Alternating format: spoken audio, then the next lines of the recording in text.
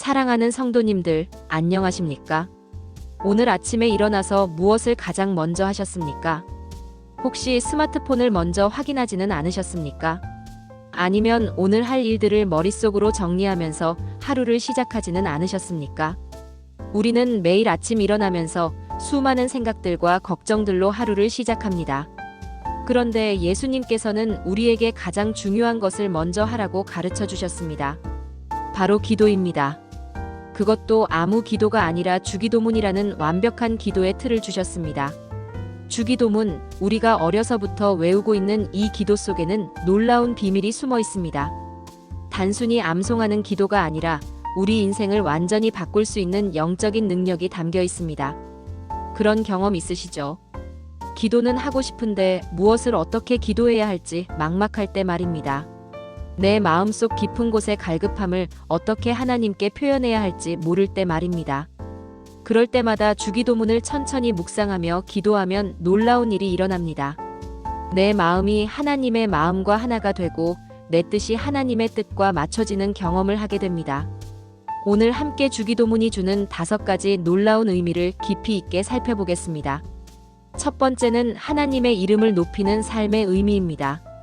두 번째는 하나님의 나라와 뜻을 구하는 기도의 능력입니다. 세 번째는 일용할 양식을 구하는 신앙의 실제입니다. 네 번째는 죄 사함과 용서의 놀라운 은혜입니다. 다섯 번째는 시험에서 구원받는 하나님의 보호하심입니다. 이 5가지 의미를 깨닫게 되면 여러분의 기도 생활이 완전히 달라질 것입니다. 그리고 여러분의 삶 자체가 하나님께서 기뻐하시는 삶으로 변화될 것입니다. 첫 번째로 하나님의 이름을 높이는 삶에 대해서 함께 나누겠습니다. 주기도문은 하늘에 계신 우리 아버지여 이름이 거룩히 여김을 받으시오며라는 말씀으로 시작됩니다. 마태복음 6장 9절 말씀입니다. 여기서 가장 중요한 것은 하나님을 우리 아버지라고 부를 수 있다는 사실입니다. 이것이 얼마나 놀라운 특권인지 아십니까? 구약시대에는 하나님을 아버지라고 부르는 것이 거의 없었습니다. 하나님은 거룩하시고 두려우신 분으로만 여겨졌습니다. 그런데 예수님께서 오셔서 우리에게 하나님을 아버지라고 부를 수 있는 길을 열어주셨습니다. 요한복음 1장 12절에서는 이렇게 말씀하고 계십니다. 영접하는 자 곧 그 이름을 믿는 자들에게는 하나님의 자녀가 되는 권세를 주셨으니 우리가 예수님을 믿고 영접할 때 하나님의 자녀가 되는 놀라운 특권을 받게 됩니다. 이것이 바로 우리가 하나님을 아버지라고 부를 수 있는 이유입니다. 그런데 여기서 멈추면 안 됩니다. 하나님을 아버지라고 부를 수 있다는 것은 단순한 호칭의 변화가 아닙니다. 우리의 삶이 하나님의 자녀답게 살아야 한다는 의미입니다. 이름이 거룩히 여김을 받으시오며라는 기도는 하나님의 이름이 나를 통해서 높임받기를 원한다는 기도입니다. 내 삶의 모든 영역에서 하나님의 거룩하심이 드러나기를 원한다는 고백입니다. 실제로 우리가 이 기도를 드릴 때는 이렇게 구체적으로 기도할 수 있습니다. 하나님 아버지, 오늘 제가 직장에서 만나는 동료들을 통해서 아버지의 이름이 높임받게 해주세요. 제가 가정에서 배우자와 자녀들에게 보이는 모습을 통해서 아버지의 사랑이 드러나게 해주세요. 제가 이웃들과의 관계에서 아버지의 거룩하심과 선하심이 증명되게 해주세요. 이런 기도를 드릴 때 우리 삶에 놀라운 변화가 일어납니다. 말로만 하나님을 믿는다고 하는 것이 아니라 삶으로 하나님을 증명하는 삶을 살게 됩니다.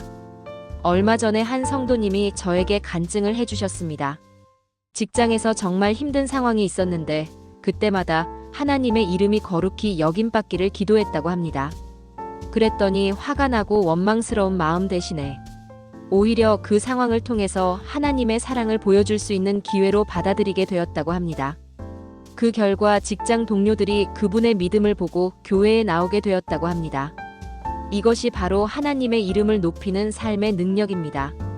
우리가 하나님의 자녀로서 거룩한 삶을 살 때 하나님의 이름이 높임받게 되고 그것을 통해서 더 많은 사람들이 하나님께로 돌아오게 됩니다. 두 번째로 하나님의 나라와 뜻을 구하는 기도의 능력에 대해서 함께 나누겠습니다. 나라가 임하시오며 뜻이 하늘에서 이룬 것 같이 땅에서도 이루어지이다. 마태복음 6장 10절 말씀입니다. 이 기도는 단순히 하나님의 나라가 미래에 오기를 기다리는 기도가 아닙니다. 지금 여기서 하나님의 통치가 내 삶에 임하기를 구하는 기도입니다. 하나님의 뜻이 내 삶의 모든 영역에서 이루어지기를 간구하는 기도입니다. 우리가 이 기도를 드릴 때 가장 먼저 일어나는 일은 내 뜻을 내려놓는 것입니다. 내가 원하는 대로 되기를 구하는 것이 아니라 하나님이 원하시는 대로 되기를 구하는 것입니다. 이것이 얼마나 어려운 일인지 아십니까? 우리는 자연스럽게 내 생각, 내 계획, 내 욕심대로 기도하게 됩니다. 그런데 주기도문은 우리에게 완전히 다른 차원의 기도를 가르쳐 줍니다. 하나님의 뜻을 먼저 구하고 하나님의 나라를 먼저 구하라고 가르쳐 줍니다. 마태복음 6장 33절에서 예수님께서는 이렇게 말씀하셨습니다. 너희는 먼저 그의 나라와 그의 의를 구하라 그리하면 이 모든 것을 너희에게 더하시리라. 먼저 구하라는 것은 시간적 순서만을 의미하는 것이 아닙니다. 우선순위를 의미합니다. 하나님의 나라와 하나님의 의를 최우선으로 구할 때 나머지 모든 것들도 하나님께서 채워주신다는 약속입니다. 그런데 여기서 중요한 것은 하나님의 뜻이 무엇인지 어떻게 알 수 있느냐는 것입니다. 하나님의 뜻을 아는 가장 확실한 방법은 성경 말씀을 통해서입니다. 하나님의 뜻은 성경에 이미 명확하게 게시되어 있습니다.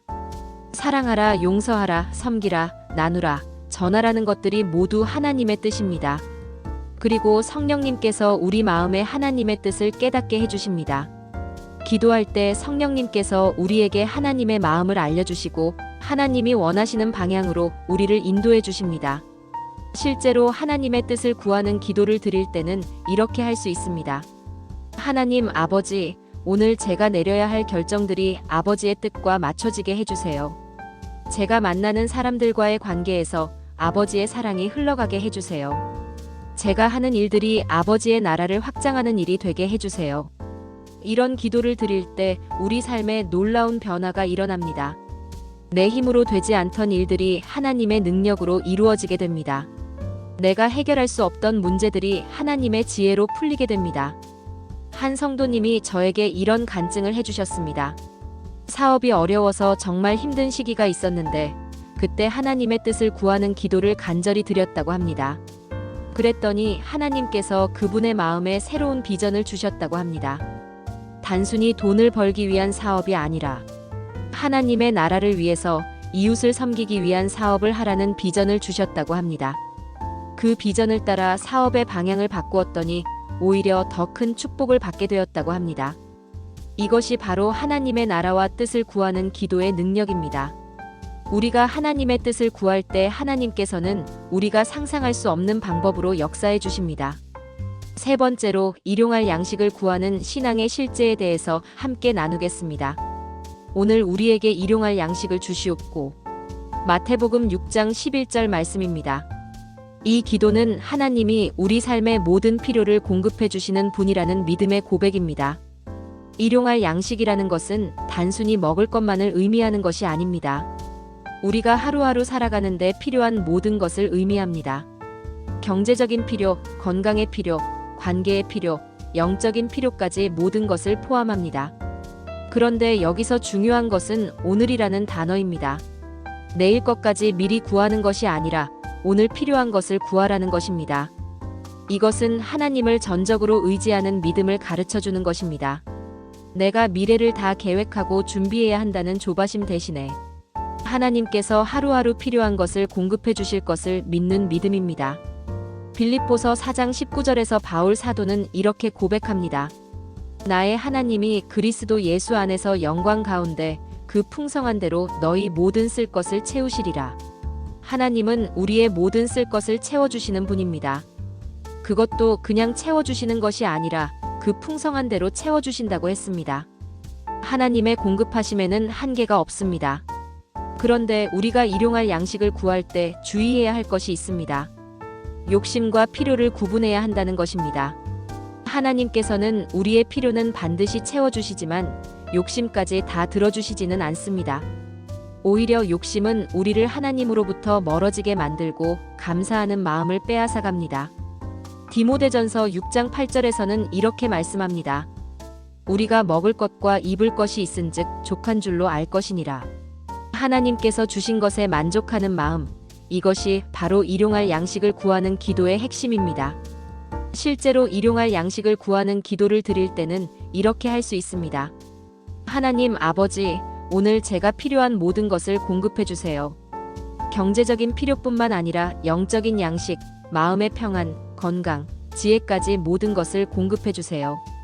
그리고 아버지께서 주신 모든 것에 감사하는 마음을 주세요. 욕심 부리지 않고 아버지께서 주신 것에 만족하는 마음을 주세요. 이런 기도를 드릴 때 우리는 놀라운 경험을 하게 됩니다. 없어서 걱정하는 마음 대신에 하나님을 신뢰하는 평안한 마음을 갖게 됩니다. 더 가지려고 애쓰는 마음 대신에 나누려고 하는 마음을 갖게 됩니다. 한 성도님이 저에게 이런 간증을 해주셨습니다. 경제적으로 정말 어려운 시기가 있었는데 그때마다 일용할 양식을 구하는 기도를 드렸다고 합니다. 그랬더니 신기하게도 꼭 필요한 순간에 필요한 만큼 공급이 되었다고 합니다. 어떤 때는 예상치 못한 곳에서 도움이 오기도 하고 어떤 때는 생각지도 못한 방법으로 문제가 해결되기도 했다고 합니다. 그 과정을 통해서 하나님의 살아계심과 하나님의 사랑을 더욱 깊이 체험하게 되었다고 합니다. 이것이 바로 일용할 양식을 구하는 신앙의 능력입니다. 우리가 하나님을 신뢰하고 의지할 때 하나님께서는 우리가 필요한 모든 것을 공급해 주십니다. 네 번째로 죄 사함과 용서의 놀라운 은혜에 대해서 함께 나누겠습니다. 우리가 우리에게 죄 지은 자를 사하여 준 것 같이 우리 죄를 사하여 주시옵고. 마태복음 6장 12절 말씀입니다. 이 기도는 우리 신앙생활에서 가장 중요한 두 가지를 담고 있습니다. 하나는 하나님으로부터 죄 사함 받는 것이고 다른 하나는 다른 사람을 용서하는 것입니다. 그런데 여기서 순서가 중요합니다. 우리가 다른 사람을 용서했기 때문에 하나님께서 우리를 용서해 주시는 것이 아닙니다. 하나님께서 먼저 우리를 용서해 주셨기 때문에 우리도 다른 사람을 용서할 수 있게 되는 것입니다. 요한일서 1장 9절에서는 이렇게 약속합니다. 만일 우리가 우리 죄를 자백하면 그는 미쁘시고 의로우사 우리 죄를 사하시며 우리를 모든 불의에서 깨끗하게 하실 것이요. 하나님의 용서는 무조건적입니다. 우리가 진심으로 회개하고 죄를 자백할 때 하나님께서는 반드시 용서해 주십니다. 그것도 완전하게 용서해 주십니다. 모든 불의에서 깨끗하게 하신다고 했습니다. 이것이 얼마나 놀라운 은혜인지 아십니까? 우리가 지은 죄가 아무리 크고 깊어도 하나님의 용서는 그보다 더 크고 깊습니다. 우리가 반복해서 같은 죄를 짓더라도 하나님의 용서에는 한계가 없습니다. 그런데 하나님께 용서받은 사람은 반드시 다른 사람도 용서해야 합니다. 이것은 선택사항이 아니라 필수입니다. 왜냐하면 용서받은 사람의 마음에는 자연스럽게 용서하는 마음이 생기기 때문입니다. 하나님의 크신 은혜를 경험한 사람은 다른 사람의 작은 잘못쯤은 얼마든지 용서할 수 있게 됩니다. 마태복음 18장에 보면 10,000달란트 빚진 자의 비유가 나옵니다. 10,000달란트라는 것은 당시에 상상할 수 없을 정도로 큰 돈입니다. 그런 큰 빚을 탕감받은 사람이 자기에게 100데나리온 빚진 사람을 용서하지 못한다는 것은 말이 안 됩니다. 우리도 마찬가지입니다. 우리가 하나님께 지은 죄는 10,000달란트와 같고 다른 사람이 우리에게 지은 죄는 100데나리온과 같습니다. 하나님께 그토록 큰 죄를 용서받은 우리가 다른 사람의 작은 잘못을 용서하지 못한다는 것은 말이 안 됩니다. 실제로 죄 사함과 용서를 구하는 기도를 드릴 때는 이렇게 할 수 있습니다. 하나님 아버지, 오늘도 제가 지은 죄들을 용서해 주세요. 말로 지은 죄, 행동으로 지은 죄, 마음으로 지은 죄까지 모든 죄를 깨끗이 씻어주세요. 그리고 저를 힘들게 한 사람들을 용서할 수 있는 마음을 주세요. 아버지께서 저를 용서해 주신 것처럼 저도 그들을 용서하고 축복할 수 있게 해주세요. 이런 기도를 드릴 때 우리 마음에 놀라운 자유함이 찾아옵니다. 죄책감에서 해방되고 원망과 미움에서도 해방됩니다. 한 성도님이 저에게 이런 간증을 해주셨습니다. 오랫동안 어떤 사람에 대한 원망과 미움 때문에 마음이 괴로웠다고 합니다. 그런데 하나님께 죄 사함받은 은혜를 깊이 묵상하면서 그 사람을 용서하는 기도를 드렸다고 합니다. 처음에는 억지로라도 용서하려고 했는데 계속 기도하다 보니 정말로 마음에서 용서가 되었다고 합니다. 그 순간 몇 년 동안 마음을 짓눌렀던 무거운 짐이 사라지는 것을 느꼈다고 합니다. 이것이 바로 죄 사함과 용서의 놀라운 능력입니다. 우리가 하나님께 용서받고 다른 사람을 용서할 때 우리 마음에는 하늘의 평안이 임합니다. 다섯 번째로 시험에서 구원받는 하나님의 보호하심에 대해서 함께 나누겠습니다. 우리를 시험에 들게 하지 마시옵고 다만 악에서 구하시옵소서. 마태복음 6장 13절 말씀입니다. 이 기도는 우리가 혼자서는 감당할 수 없는 영적 전쟁에서 하나님의 보호하심을 구하는 기도입니다. 시험이라는 것은 단순히 어려운 상황만을 의미하는 것이 아닙니다. 우리로 하여금 하나님을 떠나게 만들려는 사탄의 유혹을 의미합니다. 우리의 믿음을 흔들고 우리의 신앙을 포기하게 만들려는 악한 세력의 공격을 의미합니다. 베드로전서 5장 8절에서는 이렇게 경고합니다. 근신하라 깨어라 너희 대적 마귀가 우는 사자같이 두루다니며 삼킬 자를 찾나니. 사탄은 끊임없이 우리를 넘어뜨리려고 합니다. 우리의 약한 부분을 공격해서 죄에 빠뜨리려고 합니다. 우리를 절망하게 만들어서 하나님을 원망하게 만들려고 합니다. 그런데 우리에게는 희망이 있습니다. 고린도전서 10장 13절에서 약속하고 계시기 때문입니다. 사람이 감당할 시험 밖에는 너희가 당한 것이 없나니. 오직 하나님은 미쁘사 너희가 감당하지 못할 시험 당함을 허락하지 아니하시고 시험 당할 즈음에 또한 피할 길을 내사 너희로 능히 감당하게 하시느니라. 하나님은 우리가 감당할 수 없는 시험은 허락하지 않으십니다. 그리고 시험이 올 때마다 반드시 피할 길을 예비해 놓으십니다. 우리가 그 시험을 능히 감당할 수 있도록 도와주십니다. 그런데 여기서 중요한 것은 우리가 스스로의 힘으로는 시험을 이길 수 없다는 사실을 인정하는 것입니다. 내가 강해서 시험을 이기는 것이 아니라 하나님의 능력으로 시험을 이기는 것입니다. 그래서 우리는 매일 하나님께 기도해야 합니다.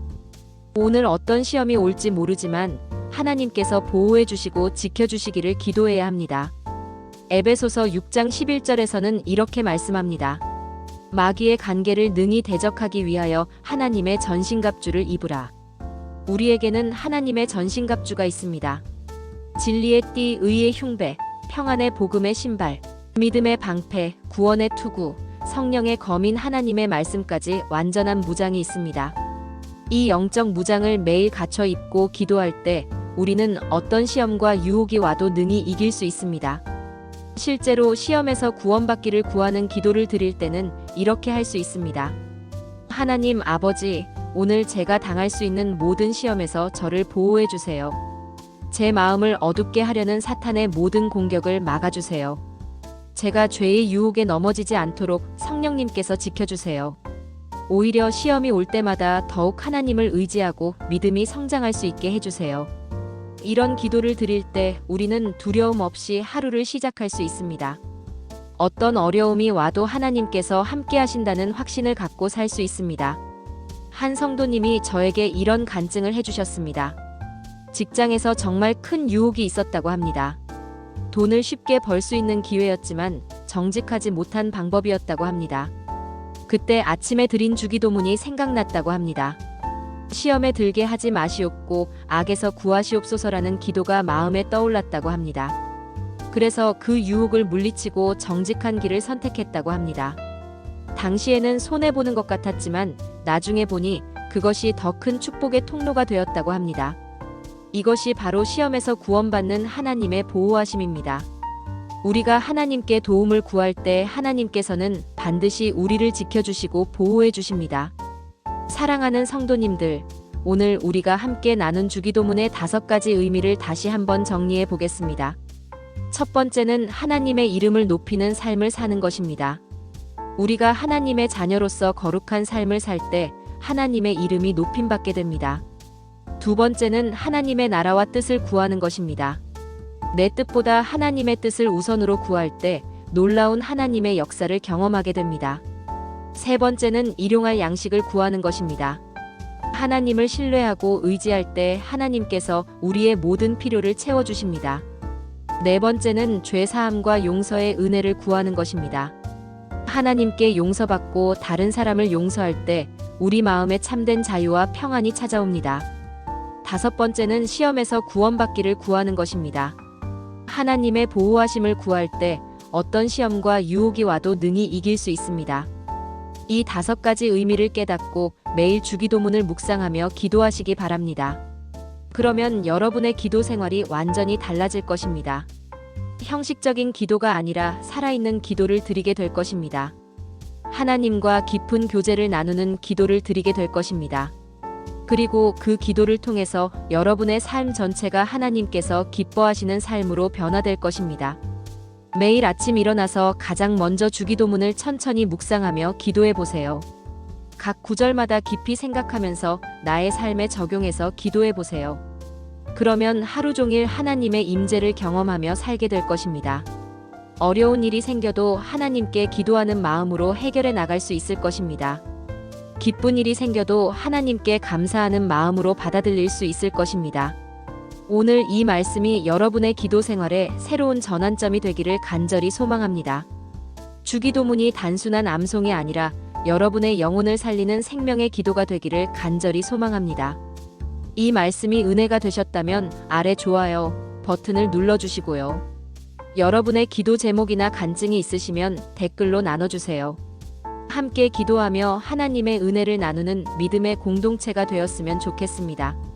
하나님께서 사랑하는 성도님들과 성도님들의 가정에 하늘의 평안과 기쁨을 충만히 부어주시기를 간절히 축복합니다. 주기도문의 놀라운 능력이 여러분의 삶 가운데 매일매일 나타나기를 간절히 축복합니다. 하나님의 이름이 여러분을 통해서 높임받으시기를 간절히 축복합니다. 하나님의 나라와 뜻이 여러분의 삶 가운데 이루어지기를 간절히 축복합니다. 하나님께서 여러분의 모든 필요를 풍성히 채워주시기를 간절히 축복합니다. 하나님의 용서하시는 은혜가 여러분의 마음을 자유롭게 하시기를 간절히 축복합니다. 하나님께서 모든 시험과 유혹에서 여러분을 보호해 주시기를 간절히 축복합니다. 예수님의 이름으로 축복합니다. 아멘.